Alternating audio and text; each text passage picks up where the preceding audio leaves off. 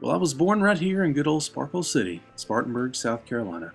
I was the third of three brothers. They were 14 and 11 when I was born, so I got accustomed pretty quick to being around people older than me and very often acting older than my age. Because of this, I've been accused of being an old soul.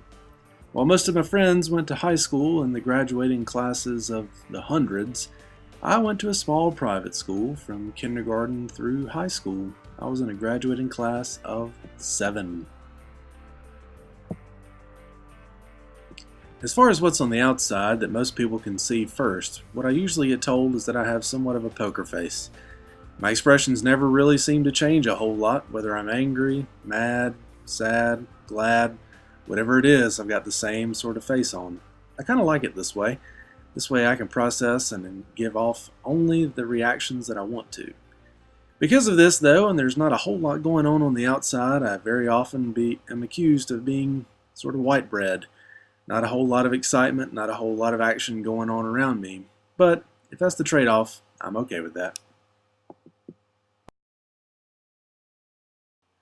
Once I graduated high school in 1995, I took off and went to Gardner-Webb University, which is a great place. It's where I met Leah Robinson, who would become my wife, in 1999. That was 1 month before I turned 21 and 2 months before I graduated college. That was a great year, 1999. After we both finished graduate school there at Gardner-Webb, I went on to be a chaplain resident at Spartanburg Regional Medical Center. I was in the hospital about 70 hours a week on average that year, and I was present for over 200 different situations of people dying or grieving a loved one's death. It was a hard year. As soon as I finished at the hospital, I was working in a church, and I also went back to school again to do a Master of Theology at Duke Divinity School. Go Blue Devils.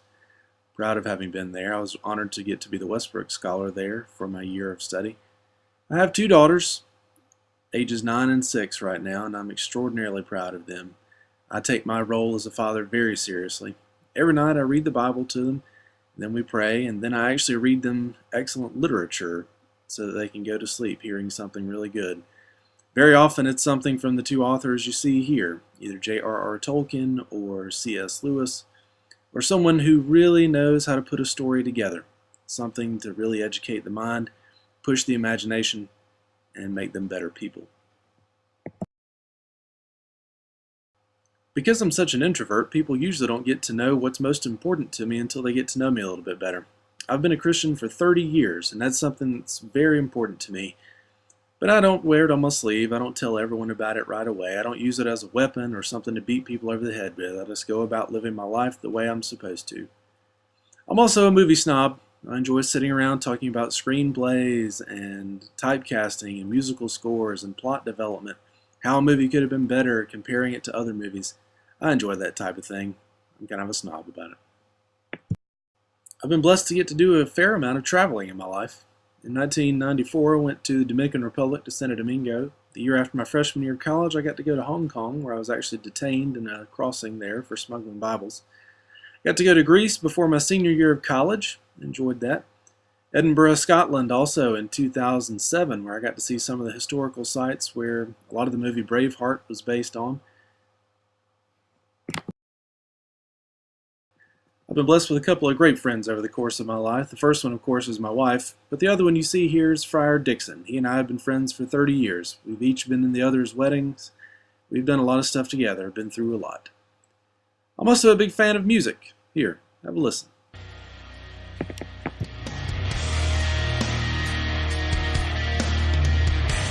tears for desolation, nearing the end of our misery.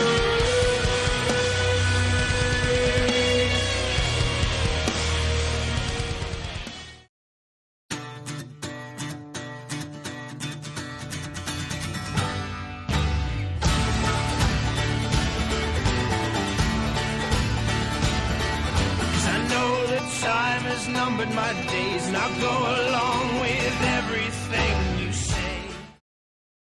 So that's me.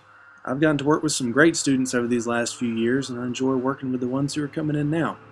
I enjoy helping people figure out and push on toward what's their next educational goal, and hopefully maybe even pushing on to the next one myself.